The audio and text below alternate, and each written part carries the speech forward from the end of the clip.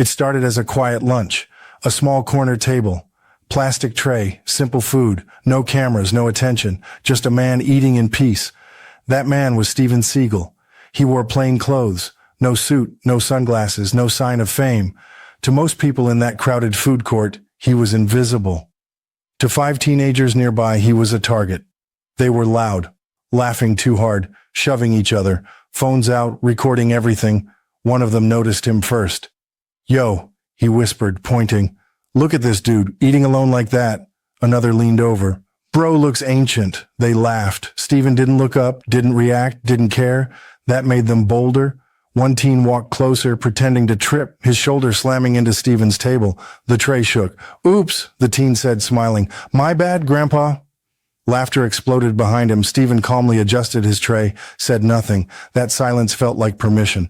Another teen stepped in, picked up Steven's drink, shook it. "Is this yours?" he mocked. "Or are you saving it for your retirement home?" More laughter, more phones recording. Steven finally looked up. Not angry, not scared, just calm. "Please," he said quietly, "leave me alone." The words were respectful. The teens burst out laughing. "Did you hear that?" He said, "Please." Then it happened. The tallest one grabbed Steven's lunch and dumped it straight onto the floor. Food splattered. The room froze. Gasps. Silence. The teen leaned in close. "What you gonna do about it?" Steven stared at the mess on the floor. Then he slowly stood up. The noise in the food court died instantly. Something changed. The laughter stopped. Even the teens felt it. That sudden heavy feeling in the air. Steven looked at them one by one. Calm voice. Steady eyes. "You boys have one chance," he said, to walk away. They laughed again, but this time, their laughter sounded nervous. And none of them realized the moment they touched his lunch was the moment they crossed a line they could never uncross. The 5 teens stood there, grinning. They expected shouting. They expected threats. They expected the old man to back down. Instead, Steven Seagal just stood still. No clenched fists, no raised voice, no dramatic movement, just silence. And somehow, that silence made the moment feel heavier. Around them, the food court had changed. Conversations died mid-sentence. A mother pulled her child closer. A man halfway through a bite slowly lowered his fork. Everyone was watching now. The teens felt it, but none of them wanted to be the first to admit it. The tallest one, clearly the leader, puffed out his chest. "What?" he said loudly. "You mad?" Steven looked him straight in the eyes. "Pick it up," Steven said calmly, nodding toward the food on the floor. The teen laughed, loud and sharp. "Or what?" That question hung in the air. Steven didn't answer right away. He bent down slowly, picked up his fallen tray and placed it on the table. He wiped his hands on a napkin with deliberate care as if the 5 boys in front of him didn't exist. That irritated them more than anger ever could. "Yo, he ignoring you," one of the others said, snickering. "Man thinks he's special." Another teen circled behind Steven, invading his space. "What, you scared to fight kids?" he whispered. Steven turned his head slightly. "I'm not scared of you," he said. "I'm disappointed." That word confused them. Disappointed? The leader scoffed. "Listen to him. Man talks like my dad." Steven finally faced all 5 of them. "You think strength is noise," he said. "You think respect comes from making people afraid." The teens exchanged looks, half amused, half irritated. "Bro," one said, rolling his eyes, "this isn't a movie." Steven nodded once. "You're right." That answer threw them off. The leader stepped closer, too close. "You know what I think?" he said. "I think you're just another old dude who thinks people owe him respect." Steven's voice stayed level. "Respect isn't owed," he said. "It's earned, and right now you're losing it." The leader shoved his shoulder into Steven's chest. Not hard, but intentional. Gasps echoed through the food court. A security guard at the far end noticed, but hesitated. Everyone hesitated. Steven didn't stumble, didn't flinch. He simply looked down at the hand on his chest, then back up. "That's enough," he said. The words were soft. The leader laughed again, but this time his voice cracked just slightly. "Or what, man? You gonna lecture us to death?" One of the teens muttered, "Yo, something's weird about this guy." Another replied, "Relax, he ain't doing nothing." Steven took one slow step back, not retreating, positioning. No one noticed. except the quiet older man at a nearby table, whose eyes widened as if he recognized something in Steven's stance. The leader smirked. "See?" he said to his friends. "Told you, he—" Steven raised one hand. Not in a threat, not in a strike, just a signal. "I don't want to hurt any of you," he said, "but I will not be disrespected." That was when the laughter stopped completely. The teens didn't know why, but something about the way he said it, the certainty, the control, the complete lack of fear, it crawled under their skin. The leader hesitated for half a second. Then, to save face, he made the worst decision of his life. He shoved Steven again, harder this time, and in that exact moment, the calm man they thought was weak became something they were absolutely not prepared for. The second shove landed harder, not enough to knock Steven back, but enough to tell everyone watching this was no longer a joke. The sound echoed in the food court. A sharp intake of breath rippled through the crowd. Steven Seagal didn't react the way they expected. He didn't raise his voice, didn't curse, didn't swing. He simply looked at the teen's hand on his chest. Then he gently pushed it away. "Step back," he said. The leader laughed, but it was forced now. "Or what?" he snapped. "You gonna put me in a headlock, old man?" The others laughed with him, too loudly, too quickly. They needed the noise to drown out the unease creeping in. Steven took a slow breath. People later said that moment felt strange, like the air itself tightened. He shifted his feet slightly, not aggressive, not obvious, but deliberate. The older man at the nearby table stood up halfway, eyes locked on Steven's stance. "No way," he whispered. The leader didn't notice. He stepped forward again. "You think everyone's scared of you or something?" he said. "You're just—" He didn't finish the sentence. Steven moved. It wasn't fast like in movies. It wasn't flashy, it was efficient. 1 second the teen was standing tall, the next he was off balance. A sudden pressure on his arm, a twist, a sharp gasp. The teen yelped, not in pain, but in shock. "What the—" Steven released him instantly. The leader stumbled back, wide-eyed, clutching his arm. The food court exploded into noise. "What just happened? Did you see that? Bro, he didn't even hit him." The other 4 teens froze. Phones dropped, smiles vanished. Steven stood where he was, breathing steady. "I warned you," he said calmly. The leader stared at his arm like it no longer belonged to him. I'm fine," he snapped, trying to laugh it off, but his voice betrayed him. One of the other teens whispered, "Yo, that wasn't normal." Another shook his head slowly. Man didn't even try. Steven looked at all 5 of them.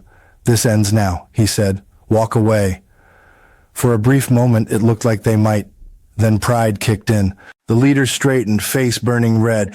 "You embarrassed me," he hissed. He lunged forward, reckless, angry, desperate. This time, Steven didn't wait. Again, no wild movement, no punches, just control, a step, a turn, a firm grip. The teen was suddenly on his knees, not slammed, placed. Steven released him immediately. The leader scrambled back, terrified now. The food court was completely silent. Even the teen's friends couldn't laugh anymore. One of them backed away slowly. "Bro, that's enough," another whispered. "I think we messed up." Steven straightened his jacket. "I eat lunch here sometimes," he said calmly. "I don't bother anyone." He looked directly at the leader. "You chose this." That was when a voice cut through the silence. Is that Steven Seagal?" Heads turned. A middle-aged man near the counter stared, stunned. "No way," someone else murmured. The teens' faces drained of color. The leader's mouth opened slightly. "Wait." Security finally rushed in, but they stopped short when they saw the scene. 5 shaken teens. One calm man standing over spilled food. Steven raised his hands, not in surrender, but in clarity. "I don't want trouble," he said. "I wanted lunch." The leader pushed himself up, trembling. I didn't know," he stammered. Steven looked at him. "That," he said quietly, "was never the point." And for the first time since it started, the teens understood something terrifying. They hadn't messed with a celebrity. They had messed with a man who didn't need to prove anything. And the consequences were only just beginning. The silence that followed was different. Not awkward, not confused, heavy. The kind of silence that settles in when everyone realizes something has gone very wrong. The leader stood there, knees slightly bent, breath shallow. His friends weren't laughing anymore. One of them kept rubbing his hands together. Another stared at the floor like it might open and swallow him whole. Steven Seagal didn't move toward them. That was the worst part. He simply stood there, relaxed shoulders, steady posture, calm eyes, like the situation had already ended in his mind. Security hovered nearby now, unsure who to grab, unsure who the real problem even was. A woman near the soda machines whispered, "Those kids are scared." She was right. The leader tried to recover. "Man," he said, forcing a chuckle, "this dude got lucky." No one believed him, not even his friends. Steven turned his head slightly, looking at the crowd instead of the teens. "I asked them to walk away," he said, more than once. His voice wasn't loud, but it carried. A father nodded quietly. An older woman folded her arms. The crowd had already decided who they believed. The leader felt it. That loss of control, that shift of power, terrified him more than anything Steven had done. He took a step back, then another. "Let's just go," one of the teens muttered. "Bro, let's go. Please." Steven looked back at them. "Good choice," he said. The leader hesitated. Pride wrestled with fear on his face. Finally, fear won. He turned away. That should have been the end, but fear makes people careless. As they walked off, one teen muttered just loud enough to hear, "This old dude think he tough." Steven stopped. Not abruptly, not aggressively, just enough. The teens froze. Steven turned slowly. "I didn't do this to scare you," he said. "I did it to stop you." He took one step forward, not toward them, but into the space between who they were and who they were becoming. "You think moments like this don't follow you," he continued. "They do." The leader swallowed hard. Steven pointed gently toward the spilled food. "You disrespected a stranger for entertainment," he said. "One day someone won't stop." That was when the leader's bravado finally cracked. "I didn't mean it," he said quietly. His voice barely carried. Steven studied him for a moment, not with anger, with something closer to disappointment. "Intent doesn't erase impact," he said. The security guard cleared his throat. "Sir," he said to Steven, cautious now, respectful, "do you want to press charges?" Steven shook his head. "No," he said, "they've learned enough today."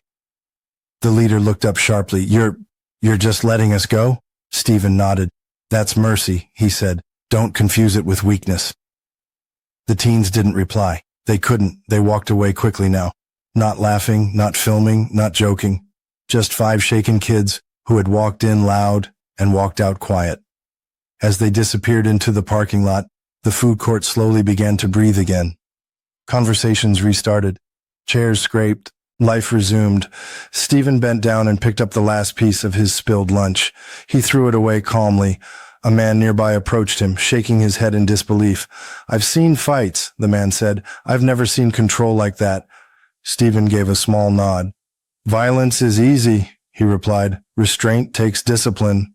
Someone else whispered his name again. Steven Seagal. But this time it wasn't shock in their voice. It was respect. Steven picked up his tray, walked to the counter, and ordered another lunch. The cashier's hands trembled slightly. "It's on the house," she said softly. Steven smiled faintly. "Thank you," he said. As he sat back down, alone once more, one truth lingered in the air. Those 5 teens came looking for a joke. They left carrying a lesson they would never forget. The food court looked normal again on the surface. People eating, cashiers calling numbers, trays sliding across counters. But underneath it all, something had changed. Whispers followed Steven as he sat back down. "That was him, right?" "I think that was actually him." "No way." "Really?" A teenage employee near the counter leaned toward her friend. "My dad watches his movies," she whispered. "That's Steven Seagal." The name moved quietly through the room like a current. Steven pretended not to notice. He sat straight, hands folded, eyes calm, the same way he had been before any of it started. But the meaning of the moment was finally catching up to everyone. The security guard stepped closer now, posture different than before. "Sir," he said respectfully, "are you okay?" Steven nodded. "I'm fine." The guard hesitated. "Those kids, they've caused trouble here before." Steven glanced toward the glass doors where the teens had disappeared. "They're young," he said. "That doesn't excuse them, but it explains them." A woman sitting nearby spoke up. They humiliated you, she said softly. You could have destroyed them. Steven looked at her. That wouldn't teach them anything, he replied. Across the food court, one of the teens had stopped just outside the doors. His friends were already walking ahead, but he stood there frozen, staring back through the glass. He watched Steven sit down again, watched him quietly eat. The teen's hands were shaking. Bro, come on, one of his friends hissed from the parking lot. What are you doing? I think that guy was serious, he said. I think we almost messed up our lives. The leader snapped back, voice low now. Shut up and get in the car. But even he didn't sound convinced. Back inside, a man approached Steven slowly. Late 40s, athletic build, eyes sharp. I trained for years, the man said quietly. Judo, Aikido. Steven looked up, surprised. The man nodded toward Steven's stance. I recognized it the moment you shifted your feet, he said. Those kids had no idea. Steven gave a small, polite nod. Experience teaches you what not to do, he said. The man smiled. That was restraint, he replied. Real restraint. Steven returned to his meal. No speeches, no victory lap, just lunch. But the meaning of what happened kept unfolding. At a table near the windows, a mother leaned down to her teenage son. You see that?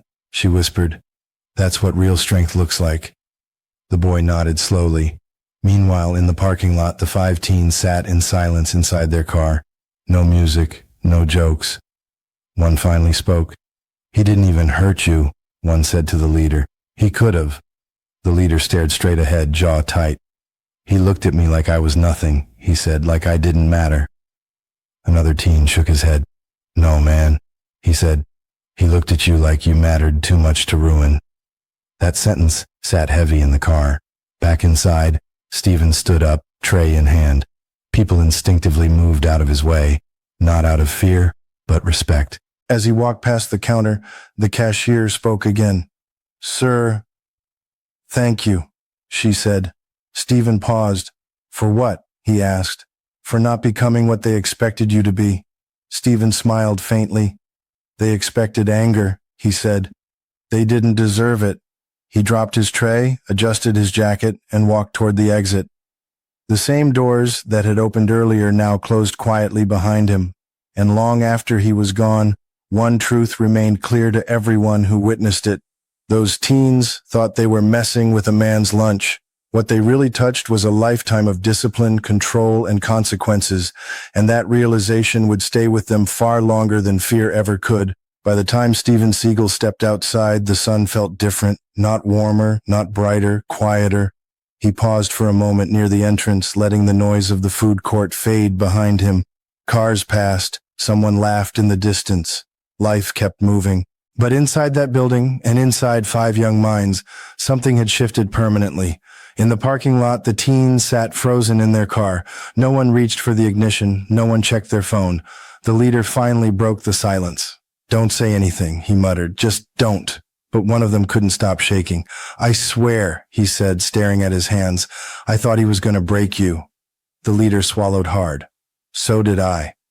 Another teen leaned forward from the back seat. He didn't even look angry, he said. That's what messed me up.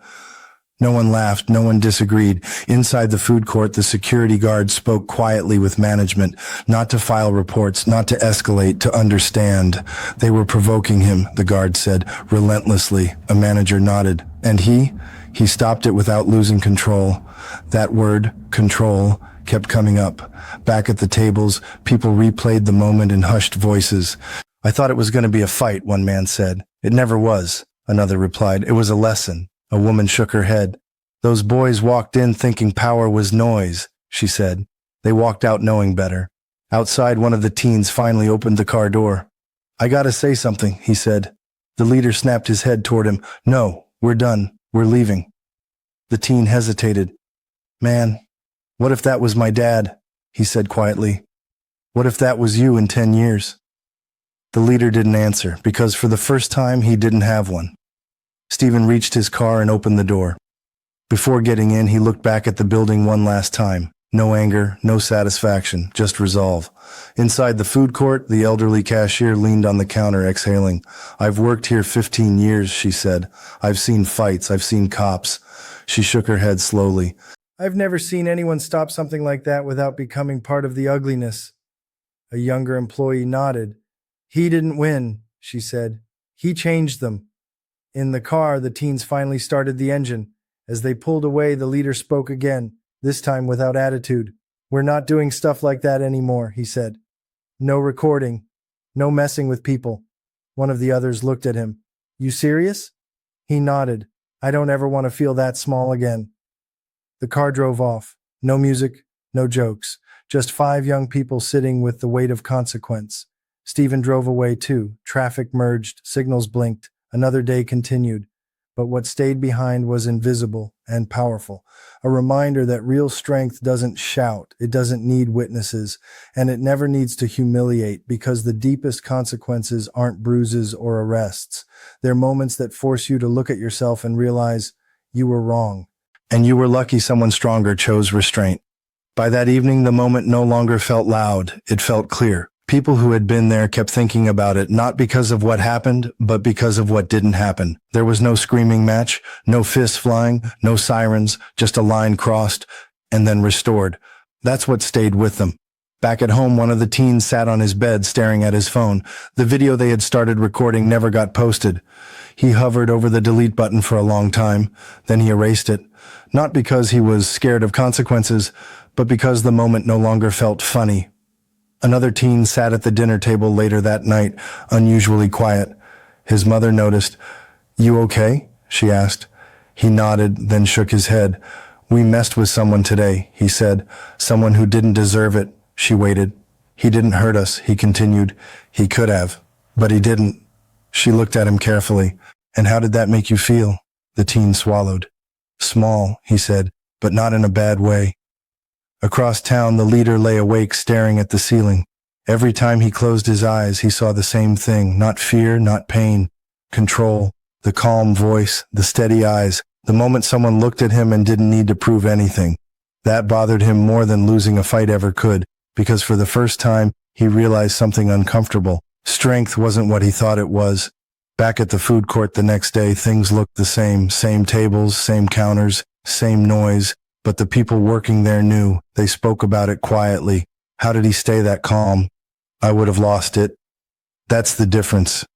One cashier said it best. "He didn't take their dignity," she said. "He handed it back to them." And that was the lesson. Real power doesn't humiliate. It doesn't seek applause. It doesn't need to dominate. It sets boundaries and walks away. The teens never returned to that food court together. But weeks later, one of them stopped a friend from messing with a stranger in public. "Don't," he said quietly. "It's not worth it." He didn't explain why. He didn't have to. Because some lessons don't need stories attached to them, they just change you. That afternoon, somewhere else, a man sat down to eat another quiet lunch. No attention, no audience, just peace.